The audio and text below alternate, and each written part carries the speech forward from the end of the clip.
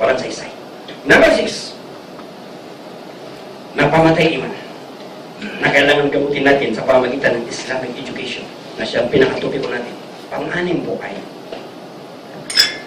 less access to Islamic education. Wala gaanong pagkakataon ng mga Muslim para matuto ng Islam. Saan lang may mga madrasa? Quiapo, Andagsora, Cuyata, saan pa? Taguig. Ngunit pumunta ka ng BF Homes. Pumunta ka ng mga eksklusibo na mga subdivision. Wala kang madrasa. Paano na yung mga anak nila kung mga anak naman may kakayanan kung walang madrasa? Kailangan nilang Islamic education. Kailangan ng kanilang mga magulang na matuto ang kanilang mga anak dahil kapag namatay sila, paano nga lang magtutuwa? Abay na encuentro po namin.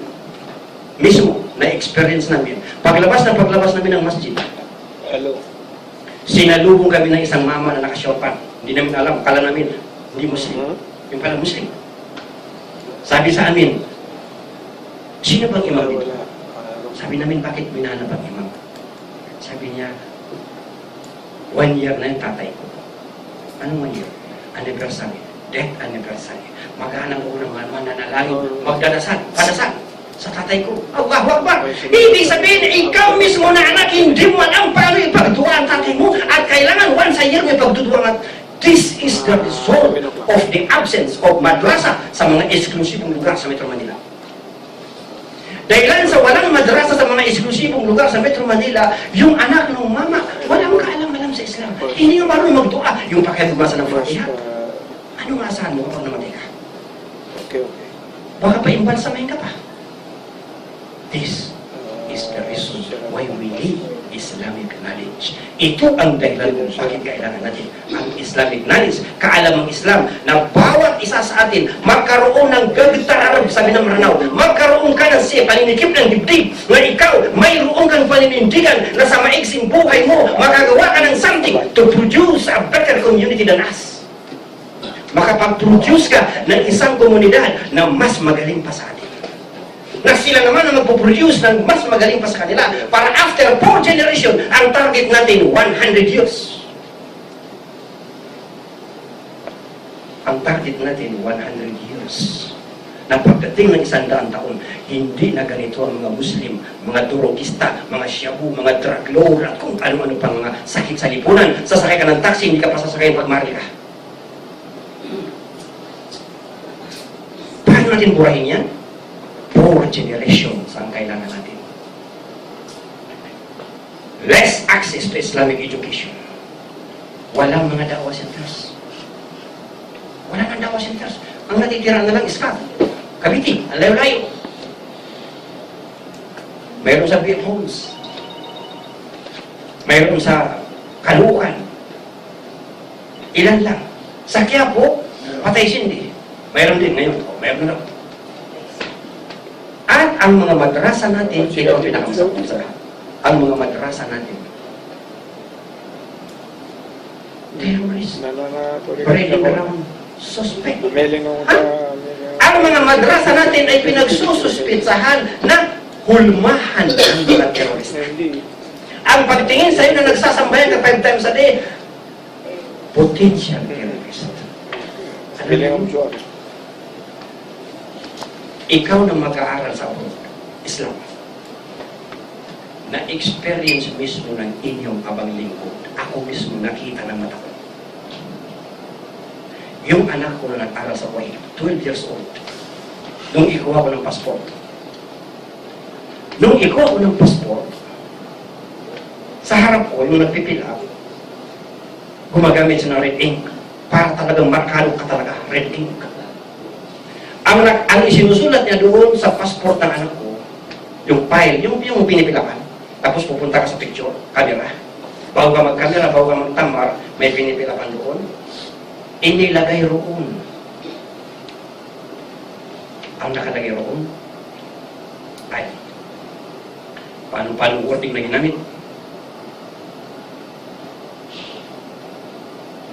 Pinakaibig sabihin ay itong bata na ito ay kasama sa minanmanan, ginugordyahan. Ang wording na nakalagay ay Tama. Tama, yun. Inclusion to watch out list. Nakalagay ron. 12 anyos kasama sa inclusion to watch out list. At ang pinakamasama nito, pinakamasaklap nito, ang sumulat nito ay katulad mo ang lingwahe. Katribo mo. Pinakamasay. Yung pa kayong madrasa. So these are the things na tawagin na lang nating hamon. Pagkakataon natin para lalo pang magserbisyo sa Allah subhanahu wa ta'ala sa halip na tingnan natin na discourage tayo. Huwag ka ma-discourage. Ganitong mga sagabal ay huwag mong titingnan na hadlang. Tingnan mo ito na pagkakataon to serve the Almighty Allah. Pagkakataon to please the Almighty Allah. Pagkakataon mo ito upang makamit mo ang kaluluwa ng Allah subhanahu wa ta'ala. What is life in da'wah kung walang pagsubok? Kumpor na lang kumpor. Puro sarap. Anin mo ang da'wah mo? Kumpor aircon, puro sarap. Kailangan pumunod ng mga ganyang klaseng hadlang. Wala na rin mga Islamic radio program, walang TV radio program, kunti na kung meron man. Hirap na hirap ka makahanap ng sponsor. Katulad namin, 3 ang aming radio station. DWS, DWED, DWPN. Ang hirap makahanap ng sponsor. Para sponsoran yung pagpapalaganap ng Islam. Then, pampito, ng pamatay iman. Pagkatapos ng pamatay iman, pumunta tayo sa anong resulta ng pamatay iman. Pagkatapos ng resulta ng pamatay iman, puntahan natin ano ang magagawa ng mga madrasa na yan. Pang-pito na pamatay iman ay ito po ang pinakamalungkot sa lahat. Sa lahat. Saan man tingnan, maniwala kasi hindi. Mas gustong-gusto pa natin na anak natin, bilhin natin yung ticket ng anak natin. Ticket papuntang impyerno. Bakit? Hindi ba ticket yung tuition? Binabayaran yung tuition ng anak mo monthly para mag-aral sa Montessori na ang natututunan niya, ama namin. Hindi ba ticket ang tawag siya? Ticket. Binibili mo ang ticket ng anak mo papuntang impyerno, apoy. Kasama ka. Ito ang sitwasyon na kailangan ng mga madrasa, kailangan natin ng mga operators na magawaan natin ng paraan ganitong sitwasyon. Ibig sabihin po, ang isang Muslim ay napaka-proud, ipinagmamalaki niya na ang kanyang anak ay nag-aaral sa Montessori. Hindi ipinagmamalaki na ang anak niya nakamemorize ng Fatiha. Kahit magkano, sige lang, anak, ang mahalaga, matuto ka mag-English, matuto ka ng math, matuto ka ng science, anak, magiging scientist ka, magiging accountant ka. Pero pagdating sa madrasa, napaka-kuripot.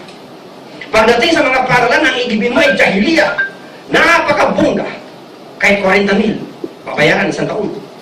Ngunit pagdating po sa ating mga madrasa, sa Torbisandi na madrasa, napakahirap dumukot. Na alam mo na ang binibili mo dyan ay ticket papuntang paraiso. Paano natin ito maipunla sa kamalayan ng mga magulang? Itong ganitong klaseng konsepto.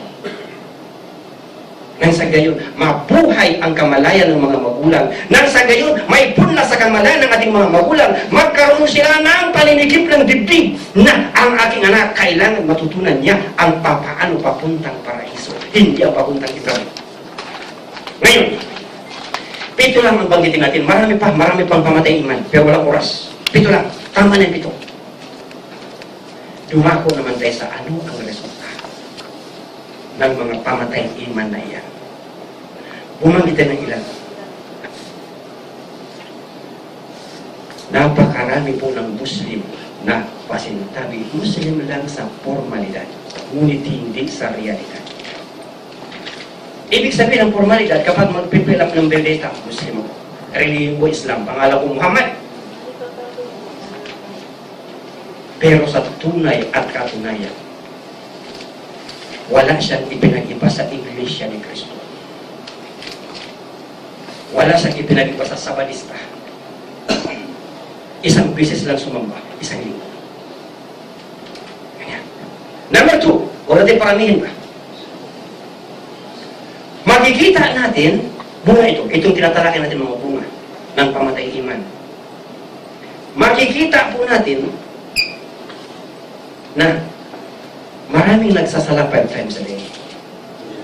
Lalo na sa kabataan. Ngunit ang sambayan po ay pakikisama. Baka may masabi sila. Baka may masabi itong mga barkada ko. Makikisama na lang ako. Ibig sabihin ay hindi ibada na para sa Allah, kundi ay pagsamba na para sa tao. Ito yung resulta. Number 3 na resulta. Pasintabi. Magbigay ng sadaka. Magbigay ng zakat. Ito, papasok naman ng Ramadan. June 29, tentatively. Papasok July yan. Inshallah. Pagkatapos ng Ramadan, lahat ng makatabi niya, binubulungan niya. Alam mo, itong dumaan na Ramadan, ang ginasti ko, 1 million, 5,000 lumos, 5,000 lumos, 5,000. Ibig sabihin, bunga ng pamatay iman ay hindi na ipunla sa kanyang kamalayan yung ibada na ikhlas, kung hindi ibada na pagkitatao. Pang-apat, 95% ng mga Muslim or more Muslim Biyernes. Muslim Biyernes. Paano natin gagamutin itong Muslim Biyernes? Matagal na ito na sakit na Muslim. Bunga ito nitong tinatawag natin na pamatay iman. Kahit na anong gawin mo, anong mga khutbah ng ating mga ustads tungkol sa walang sala, kufur. Wala. Hindi pa rin mata. So ito po mga ustads, ito po ang sitwasyon na kasalukuyan na hamon sa atin. Hindi para mag-discourage ka, hindi para mag-isip ka ng estratehiya. Estratehiya na upang maging effective ang ating pagtatawa. Pag-operate ng mga madrasa. Napakarami ng madrasa na nagbubukas, napakarami na ng madrasa na out. Bakit kaya? Something is wrong. Ano kaya ikhlas? Dahilan? Number 6. Number 5. Na bunga ng pamatay iman ay mga Muslim na sumasamba hindi sa Allah, mga sumasamba kay Ramadan. Napakarami ng mga Muslim na kapag buwan ng Ramadan, punong-puno ang masjid. Sinasamba nila Ramadan, hindi Allah. Ito ang pang-anim na bunga ng pamatay iman. Pang-pito, pang-anim, pang-anim. Pang-anim, ito masaklap ito. Para sa mga estudyante natin. Sa harap ng magulang, yung anak mo nakahijab. Ngunit puntahan mo sa school. Puntahan mo sa school na surprise visit. Kapag nagpa-flag ceremony sila at nakatalikod lahat ng bata, hindi mo makikilala ang anak mo. Wala nang nakahijab. Hindi hijab. So ito ang isa sa bunga ng pamatay iman na kailangan gamutin ng mga madrasa sa pamagitan ng Islamic education ng mga anak natin na sa loob, sa harap ng ating mga magulang, mga nakahijab, ngunit pag nakasakay na sa jeep, ang hijab na sa bangko. Wala na hijab. Number 7. Na bunga ng pamatay iman na gagamutin ng madrasa. Pagdating ng high school po, lalo na 4th year, 3rd year, 4th year, manmanan mo yung anak mo, dalaga, anak mong binata. Lahat tayo, wala exception. Sa tingin, walang boyfriend anak mo, walang girlfriend anak mo, lahat tayo. Walang exception. Napakabilis ang illicit affairs. Text lang. Isang text lang, wala kang kamalay-malay. Magkatabi ka ng anak mo, may ka-text. Ito ang kasama sa nagiging bunga ng pamatay iman. Illicit affairs. Zina ay nagiging normal sa ating panahon. Number 8. Na bunga, 11 lang ito. Number 8 ay pagkarami-rami ng mga Muslim na hindi pumapasa sa pagsunod